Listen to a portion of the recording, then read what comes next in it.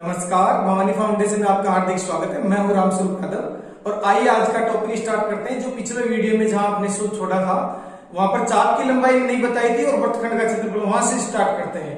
त्रिज्यीय खंड के चाप की लंबाई होता है पाई आर थीटा बटा 180 और लघु वृत्तखंड का क्षेत्रफल होता है पाई आर स्क्वायर थीटा बटा 360 माइनस आर स्क्वायर बटा 2 साइन थीटा। अब ये किस प्रकार आया, तो पहले हम एक बार सूत्र देख लेते हैं कि चाप की लंबाई कैसे आई। तो चाप की लंबाई देखो, पूरी वृत्त की परिधि क्या होती है 2 पाई आर और इसके साथ में क्या लगा देंगे थीटा बटा 360। तो क्या हो गया, उसमें भी थीटा बटा 360 लगाया था हमने त्रिज्यीय खंड के क्षेत्रफल में भी, तो इसमें थीटा बटा 360, 2 से 360 कट गया तो सूत्र क्या हो गया पाई आर थीटा बटा 180। ये लिखा मैंने याद, पाई आर थीटा बटा 180। अब दूसरा इसकी चर्चा करते हैं हम कि ये किस प्रकार आया। तो देखिए इसके लिए डायग्राम बना देता हूं और ये भी बताते हैं साथ में कि वृत्तखंड क्या होता है। देखो ये वृत्त की जीवा इसे दो भागों में बांट देती है। तो जो छोटा भाग है उसको लघु वृत्तखंड और जो बड़ा भाग है उसको दीर्घ वृत्तखंड। ठीक है, अब इसका क्षेत्रफल हमें ज्ञात करना है। तो इसका क्षेत्रफल ज्ञात करने के लिए इसको केंद्र से मिलाया। अब देखो ये केंद्र से मिलाते ये पूरा का पूरा, ये पूरा क्या बन गया त्रिज्यीय खंड हो गया और त्रिज्यीय खंड में से त्रिभुज का क्षेत्रफल घटा देंगे तो किसका आ जाएगा, वृत्तखंड का क्षेत्रफल आ जाएगा। त्रिज्यीय खंड का क्षेत्रफल में से इस त्रिभुज का क्षेत्रफल घटा दूं तो लघु वृत्तखंड का क्षेत्रफल आ जाएगा। तो लघु वृत्तखंड का क्षेत्रफल घटाया, ये देखो ये त्रिज्यीय खंड का क्षेत्रफल और ये त्रिभुज का। ये त्रिभुज का किस प्रकार हुआ, देखो ये पूरा कोण थीटा है तो इससे क्या करेंगे हम सामने की भुजा पर लंब डालेंगे। तो ये दोनों त्रिभुज सामने की भुजा पर लंब डालेंगे तो सर्वांशक त्रिभुज होंगे। तो ये कोण कितना हो जाएगा थीटा बाई 2।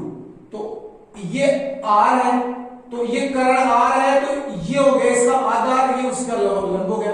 तो लंब तो हो गया आर साइन थीटा। ठीक है, इसका क्षैतिज ऊर्ध्वाधर घटक और ये क्षैतिज घटक हो गया आर साइन थीटा। तो ये आर साइन थीटा, ये आर साइन थीटा, पूरी कितनी हो गई, आधार तो हो गया 2r sin थीटा और लंब कितना हो गया r cos theta. cos theta है यहां r cos थीटा। तो इस त्रिभुज का क्षेत्रफल क्या हो गया 1/2 इंटू आधार 2r sin, देखो ये थीटा बाई 2 है, ये थीटा बाई 2 है, 2r sin theta by 2 into r cos theta by 1/2 into 2r square, या ऐसे लिख लो ये हो गया r square 2 sine theta by 2 cos theta by 2। ये 11वीं क्लास में एक सूत्र चलता है 2 साइन थीटा कोस थीटा बराबर साइन 2 थीटा। 2 थीटा का सूत्र होता है, मतलब यहाँ 2 थीटा होता है तो ये इसका आधा हो जाता है।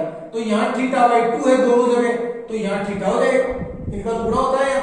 तो इस पूरे की जगह क्या हो गया 1/2 आर स्क्वायर साइन थीटा, या ऐसे लिख सकते हैं आर स्क्वायर बटा 2 साइन थीटा। और ये लिखा देखो त्रिभुज का क्षेत्रफल ये इस प्रकार होता है। ये क्षैतिज घटक और ऊर्ध्वाधर घटक ये आप जानते हो लाल बटा तत्का लगा के। और नहीं समझ में आई ये चीज तो छोड़ो, हमें आम खाने पेट नहीं इसका फायदा, सूत्र की उत्पत्ति नहीं आती, कोई दिक्कत नहीं है। एक्स्ट्रा ऑर्डिनरी बच्चों के लिए मैं बता रहा हूं, यदि किसी को ये चीजें नहीं आ रही तो छोड़ो ही नहीं, आपको क्या करना है सूत्र का इस्तेमाल करना है। ठीक है, हम जानते हैं कि लघु वृत्तखंड का क्षेत्रफल बराबर पाई आर स्क्वायर थीटा बटा 360 माइनस आर स्क्वायर बटा 2 साइन थीटा। पाई की जगह 22/7 into R square 3.5 into 3.5 into theta समकोण का मान कितना होता है 90/360 माइनस 3.5 इंटू 3.5 बटा 2 और साइन 90 22/7 इंटू 35 गुणा 35 गुणा 90 बटा 10 गुणा 10 गुणा 360 माइनस 35 गुणा 35 बटा 10 इंटू 10 इंटू 2 इंटू ऊपर की साइड में 1। साइन 90 का मान क्या होता है 1, मान सारणी की सहायता से। अब देखिए जो करता है उसको काट दो 0 से 0 और 9 का भाग 36 में 4 बार चला गया और 5 का भाग 7 का भाग 35 में 5 बार और 5 का भाग 10 में 2 बार और करता है और काट दो 5 का भाग इसमें 2 बार और इसमें 7 बार। क्या बच गया 22 गुणा 7, 22 गुणा 7 बटा 2 इंटू 2 इंटू 4 माइनस देखेंगे 5 का भाग 2 बार और 5 का भाग 7 बार, 5 का भाग 2 बार और 5 का भाग 7 बार, कितना रहेगा 7 गुणा 7 बटा 2 गुणा 2 गुणा 22 सत्ते 154, 2 दूनी 4, 4 तो 16 माइनस 7 का 49 और 2 दूनी 4, 4 दूनी 8, लघुत्तम आ गया 16, 16 का 16 में एक बार 154 से गुणा हुआ तो 154 माइनस 8 का 16 भाग 2 बार और 2 49 से हुआ तो गुणा हुआ तो 98, 154 में से 98 गया तो 56 बटा 16, 8 से कटता है 8 2 का 56 और 8 दूनी 16, 3.5 सेमी था ने तो क्षेत्रफल किसमें आएगा सेमी स्क्वायर। ये आ गया लघु वर्तखंड का क्षेत्रफल। अब यदि इसी प्रश्न में पूछ ले कि दीर्घ वर्तखंड का क्षेत्रफल ज्ञात करो तो हमें पता है कि ये ऐसे वर्तखंड था तो ये लघु था तो बन गया वो क्या हो गया दीर्घ, तो पूरे में से एक लघु घटा देंगे तो क्या बचेगा दीर्घ। तो दीर्घ वर्तखंड का क्षेत्रफल, दीर्घ वर्तखंड का क्षेत्रफल बराबर वर्त का क्षेत्रफल माइनस लघु वर्तखंड का क्षेत्रफल, वर्त का क्षेत्रफल पाई आर स्क्वायर माइनस लघु का कितना है 3.5 सेमी स्क्वायर, 22 बटा 7 इंटू 3.5 इंटू 3.5 माइनस 3.5, 3.5 कट गया 0.5 बार, 22 गुणा 0.5 110 में छोड़ के दशमलव गुणा 3.5 माइनस 3.5 कितना हो गया 3.5 से गुणा किया तो 38.5 माइनस 3.5 बराबर 38 में से 3 गया तो 35 सेमी स्क्वायर। ये किसका आ गया दीर्घ वर्तखंड का। लघु का निकालेंगे सूत्र लगा के और दीर्घ का कैसे निकालेंगे पूरे वर्त का क्षेत्रफल में से लघु का घटा दिया तो किसका आ जाएगा दीर्घ वर्तखंड का क्षेत्रफल आ जाएगा। अब आइए प्रश्न नंबर 2 देखते हैं। प्रश्न नंबर 2 क्या है 14 सेमी भुजाओं वाले वर्ग में बने वर्ग की परिधि ज्ञात करो। तो डायग्राम बनाने से हमारे समझ में आएगा 14 सेमी भुजा का वर्ग बनाएंगे। ये वर्ग है जिसकी भुजा 14 सेमी, इसके अंदर वर्ग बनाया है जो इसकी भुजाओं को स्पर्श करता है। ठीक है, ऐसे तो कोई छोटा सा थोड़ी बनाएंगे भुजाओं को स्पर्श करता है, इसमें नहीं लिखा लेकिन हम कॉमन सेंस से जानते हैं कि भुजाओं को स्पर्श करेगा। तो इस वर्ग की परिधि ये भुजा है इसकी ये कितनी है 14 सेमी। तो देखिए यहां पर ये वृत्त का व्यास है ये भी कितना हो गया 14 सेमी। वृत्त का व्यास 14 सेमी हुआ तो वृत्त की त्रिज्या कितनी हुई 7 सेमी। तो परिधि ज्ञात कर लो। तो वृत्त की परिधि कितनी हुई वृत्त की परिधि का सूत्र जानते हैं 2 पाई आर। तो 2 इंटू 22 बटा 7 इंटू 7 से 7 44 सेमी। बहुत आसान, केवल डायग्राम बनाने से समझ में आ गया। डायग्राम बना के आप समझ लेना। एक डायग्राम इसका उल्टा भी होता है कि एक वृत्त के अंदर, जैसे मैं कह दूं कि एक वृत्त की त्रिज्या 14 सेमी है, इसमें बने वर्ग का क्षेत्रफल ज्ञात करो।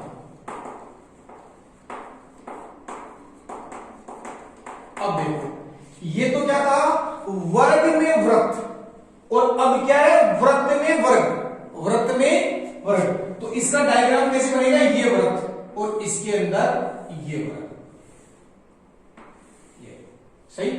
अब ध्यान देने की बात है कि वर्ग का विकर्ण है ये वृत्त का व्यास होगा। ये वाली जो लाइन खींचे ये वृत्त का तो क्या होगा व्यास और वर्ग का क्या होगा विकर्ण। क्यों होगा क्योंकि अर्धवर्ग में बना कोण समकोण होता है और ये वर्ग का ये कोण भी क्या होता है समकोण। इसका मतलब ये वाला क्या है इसके इधर इधर अर्धवर्ग है, मतलब ये इसके ऊपर स्थित होगा। ठीक है ना। तो ये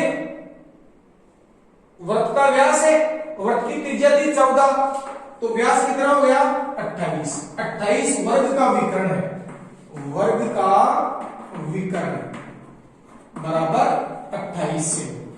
अब आप जानते हैं वृत्त की भुजा बराबर होती है, ये भुजा मान लो x है तो ये भुजा भी क्या होगी x। अब ये देखो ये समकोण त्रिभुज है कि ये समकोण त्रिभुज, तो क्या कहेंगे पाइथागोरस प्रमेय से, पाइथागोरस प्रमेय से। पाइथागोरस प्रमेय समकोण त्रिभुज में लागू होती है, लंब स्क्वायर प्लस आधार स्क्वायर बराबर कर्ण स्क्वायर, ये होती है पाइथागोरस प्रमेय। लंब की जगह एक्स स्क्वायर, आधार की जगह एक्स स्क्वायर और कर्ण की जगह 28 का स्क्वायर, कितना हुआ 2x स्क्वायर बराबर 28 को 28 से गुणा करेंगे तो 784 और x स्क्वायर बराबर 784 बटा 2। x स्क्वायर बराबर 2 का मान देंगे 2 तिया 6, 1 बच गया 2 नाम 18 और 2 दूनी 4, 392 वर्गमूल ले लेंगे। तो x बराबर 392 का तो वर्गमूल आता नहीं, और 2 गुना 196 करेंगे तो 392 होता है, तो 2 का तो निकल रहा थी 100, 2 गुना 196 196 का निकलता है 14√2, कितना होगा 14√2। ये भुजा आ गई आपके पास, भुजा आ गई है। अब वर्ग का क्षेत्रफल, वर्ग का क्षेत्रफल बराबर भुजा स्क्वायर, मतलब 14√2 का स्क्वायर। अब ये भी वर्गमूल लिया था 14√2 का स्क्वायर, कितना हुआ 392 सेमी स्क्वायर। तो वर्ग के अंदर वृत्त और वृत्त के अंदर वर्ग, दोनों प्रकार के प्रश्न आपको बताए। एक में तो क्या कारण है कि वृत्त का व्यास इसकी भुजा होती है, अंदर वृत्त है, और बाहर वृत्त है तो इसका विकर्ण होता है, वो इसका व्यास होता है। ठीक है। प्रश्न नंबर 3 है, एक वृत्त का परिमाप और वर्ग का परिमाप समान हो तो उनके क्षेत्रफलों का अनुपात ज्ञात करो। ऐसे प्रश्न क्या होता है, विद्यार्थी को विचलित ज्यादा करते हैं। विचलित इसलिए करते हैं क्योंकि इसमें कोई गणित की तो संख्या ही नहीं दे रखी, तो इसको स्टार्ट कहां से करें। तो देखो आपको क्या चीज दिया है, वृत्त का परिमाप और वर्ग का परिमाप। पहले किसका दिया, वृत्त का, तो वृत्त का ही लिख देंगे। तो दिया है कि क्या दिया है, वृत्त का परिमाप, वृत्त का परिमाप बराबर वर्ग का परिमाप। वृत्त का परिमाप क्या होता है, वृत्त का परिमाप परिधि होती है उसकी, मतलब 2πr। तो वर्ग का परिमाप होता है 4 गुना भुजा, ये तो जानते होंगे आप। अब देखो आपको ये अक्षर नहीं पता, ये अक्षर नहीं पता, 2 अक्षर नहीं पता, बाकी क्या हल कर लेंगे। 2 गुना 22/7 इंटू r बराबर 4 गुना भुजा। ठीक है। तो अब जिन प्रश्नों में हमें अनुपात क्या करो, बट्टा में ले आएंगे, तो इस भुजा को इसके बट्टा में ले आएंगे, तो r बटा भुजा, r बटा भुजा बराबर 4 अपनी जगह, ये उधर चले जाएंगे, गुना 7 और बटा 2 गुना 22, जो करता है उसको काट दो, 2 से 4 2 बार कट गया, 2 से 22 11 बार। r बटा भुजा बराबर 7 बटा 11, इसको समीकरण नंबर 1 बनाएंगे, ये अपने काम में आएगा। अभी ये तो अपने जो दिया है उसका निष्कर्ष निकला है। अब ज्ञात क्या करना है, क्षेत्रफलों का अनुपात। देखो इसमें कंफ्यूज और मत हो जाना, क्योंकि क्षेत्रफलों के अनुपात में क्या है, पहले क्षेत्रफल किसका लिखे, तो पहले नाम किसका लिया था, वृत्त का, तो क्या लिखेंगे, वृत्त का क्षेत्रफल, वृत्त का क्षेत्रफल बटा वर्ग का क्षेत्रफल। इनके क्षेत्रफलों का अनुपात हो गया ना, दोनों का बट्टा में लिख दिया तो वृत्त का क्षेत्रफल का सूत्र होता है πr स्क्वायर और वर्ग का क्षेत्रफल होता है भुजा स्क्वायर। ठीक है।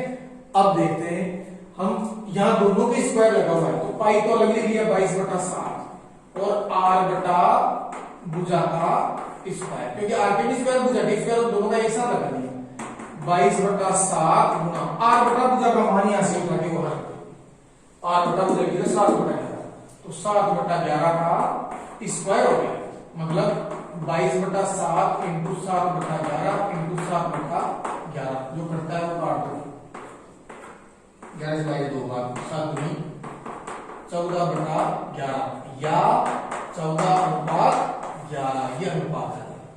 तो अब देखिए दोनों का यदि परिमाप बराबर है तो क्षेत्रफल किसका ज्यादा आया, वृत्त का। किसका आया, वृत्त का। ऐसा ही आयत और वर्ग में भी होता है, उसमें वर्ग का ज्यादा आता है। तो यदि कहने की बात यह है कि यदि मान लो 2 खेत हैं, एक किसी का खेत है बिल्कुल गोल, ठीक है, और एक किसी का खेत है चौकोर, ठीक है, और दोनों के तरफ यदि तार बांधेंगे या जाली लगाएंगे तो तार या जाली की लंबाई बराबर हो गई, तो आपके हिसाब से तो दोनों का क्षेत्रफल बराबर हो गया, दोनों के बराबर जमीन होगी। जबकि ये क्या कह रहा है कि ये तो 14 है, ये 11 है, मतलब ये पहले क्या था, वृत्त, मतलब जिसका वो खेत गोल है उसके जमीन ज्यादा रह गई और जिसका वर्गाकार है उसकी जमीन कम रह गई। ऐसा ही होता है वर्ग में और आयत में। यदि किसी का खेत वर्गाकार है और किसी का खेत आयताकार है और उनके चारों तरफ यदि घूम के आप उनका परिमाप निकालेंगे, दोनों का परिमाप बराबर आ गया, तो क्षेत्रफल ज्यादा किसका होगा, वर्ग का होगा, आयत का कम होगा, ठीक है। इसी प्रकार समचतुर्भुज है, समांतर चतुर्भुज है, उन्हें भी अपन कंपैरिजन कर सकते हैं। अपने देखते हैं तीसरा प्रश्न। आइए देखते हैं प्रश्न नंबर 3। दी गई आकृति में AB व्यास है, AC 6 सेमी और BC 8 सेमी हो तो छायांकित का क्षेत्रफल ज्ञात करो। ये आकृति दे रखी है, ये AB व्यास है तो देखो अर्धवर्त में बना कोण समकोण, तो ये C कोण कितने का हो गया, 90 का। ये AC 6 और ये BC 8, तो अब ये समकोण त्रिभुज है तो ये भुजा होगी कर्ण, तो समकोण त्रिभुज में पाइथागोरस प्रमेय लगा सकते हैं, तो हल करेंगे। आइए हम जानते हैं कि अर्धवर्त में बना कोण समकोण होता है, अर्धवर्त में बना कोण समकोण होता है, अतः कौन सा कोण समकोण हुआ, कोण C बराबर 90 डिग्री। अब त्रिभुज ABC में पाइथागोरस प्रमेय से, पाइथागोरस प्रमेय क्या है, लंब स्क्वायर प्लस आधार स्क्वायर बराबर कर्ण स्क्वायर। लंब और आधार कितना है, 6 और 8 या 8 और 6, तो 6 का स्क्वायर प्लस 8 का स्क्वायर बराबर कर्ण का नाम है AB का स्क्वायर।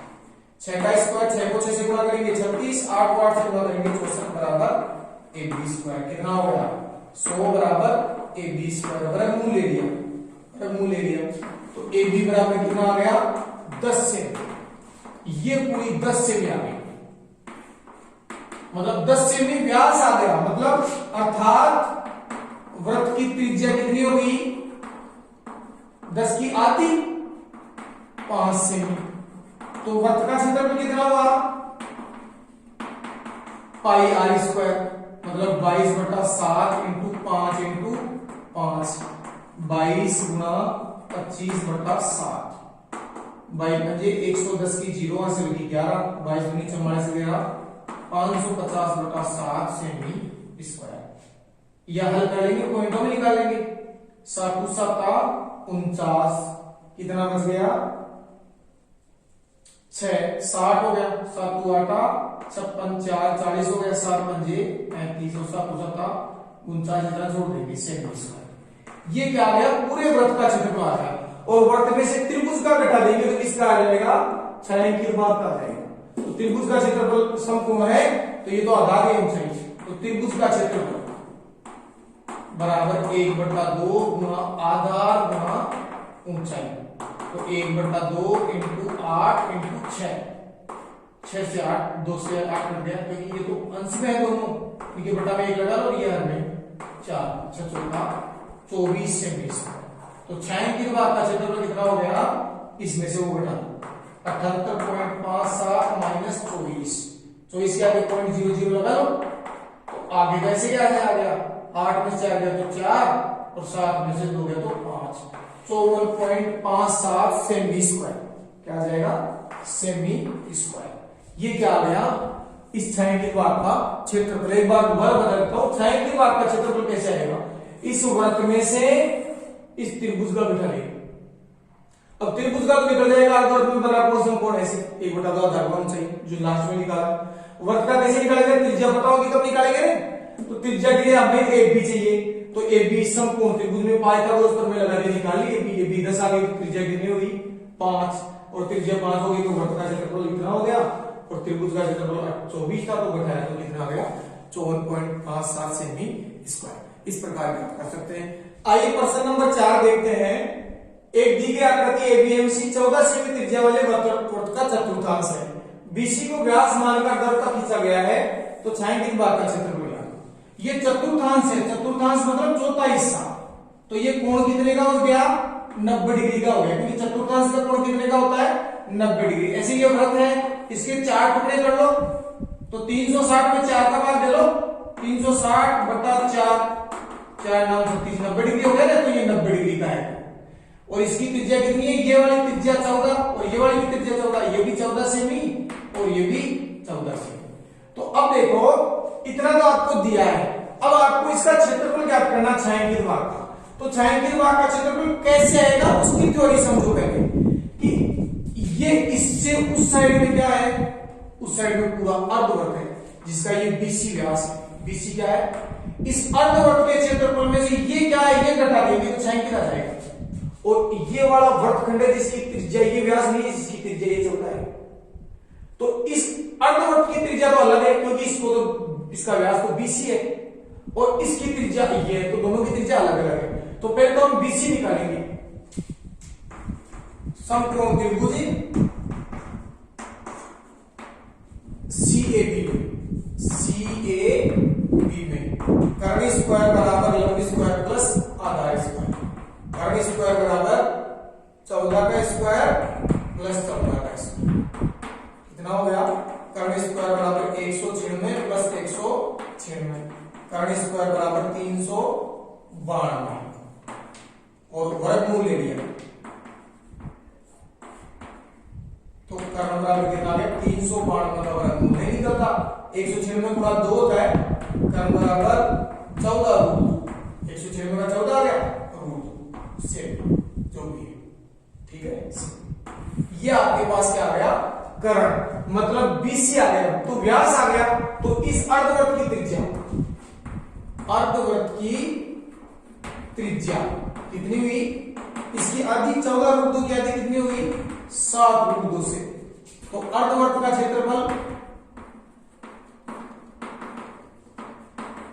पाई आर स्क्वायर बटा 2, 22 बटा 7 इंटू 7 रूट 2 इंटू 7 रूट 2 और बटा में 2, 7 से 7 कट गया, 22 गुणा 2 गुणा 7, ये रूट 2 ये रूट 2 गुणा हुआ तो 2 गया और ये 2 से 2 कट गया, 154 से 20 इसका आया, इससे उधर का आ गया अर्धवृत्त का। अब ये जो क्या है वृत्तखंड, ये अर्धवृत्त में से घटाएंगे, तो लघु वृत्तखंड का क्षेत्रफल, लघु वृत्तखंड का क्षेत्रफल बराबर पाई आर स्क्वायर मीटर बटा 360 माइनस आर स्क्वायर बटा 2 साइन थीटा, 22 बटा 7 इंटू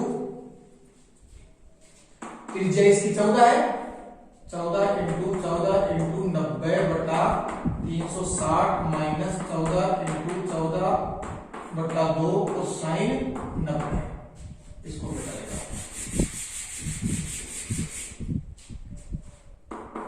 जो करता है काट दो, 0 4 का भाग 36 में 9 का भाग 36 में 4 बार, 2 से 14 7 बार कट गया और ये 2 आ गया, या 2 से 14 7 बार कट गया, इस 7 से 7 22 सके 154 माइनस 14 से 7 2 बार 14 सके 98 और ये 1 होता है वो 98 होता है बराबर 56 से 20, ये किसका आ गया, इसका तो कितना आ गया 56 आ गया, और इस पूरे अर्धवृत्त का कितना आ गया 154 आ गया, तो 154 में से 56 घटाओ तो छायांकित भाग का क्षेत्रफल कितना आ जाएगा 154 माइनस 56 बराबर 98 से 20।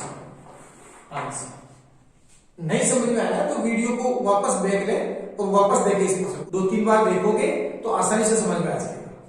अब मैं आपके लिए 4 क्वेश्चन देता हूं, उनको आपको हल करना है और अपने सब्जेक्ट टीचर के पास भेजना है। लॉकडाउन का फायदा उठाइए, नुकसान मत जाइए। जब एग्जाम होती है ना बच्चों की गणित विषय की, तो बच्चे सोचते हैं कि हमारी एग्जाम से पहले छुट्टियां आ जाए, 5 छुट्टी आ जाए, 6 छुट्टी आ जाए, 2 छुट्टी आ जाए। अभी तो पता नहीं कितनी छुट्टियां हैं आपके एग्जाम के पहले, इसलिए पढ़ाई करते रहिए। और जो आपने मनोकामना मांगी थी कि हमारी छुट्टियां आ जाए, छुट्टियां आ जाए, खूब सारी छुट्टियां आई, लेकिन उनका सदुपयोग भी करो, दुरुपयोग मत करो। अतः अपनी पढ़ाई जारी रखें। वीडियो को पूरा देखने के लिए धन्यवाद। यदि अच्छा लगा तो अपने दोस्तों को भी भेजिए। प्रश्न संख्या 2, 3, 5 और अगले चित्र में आपको दिखाई देने वाली प्रश्न संख्या 10 हल करना है।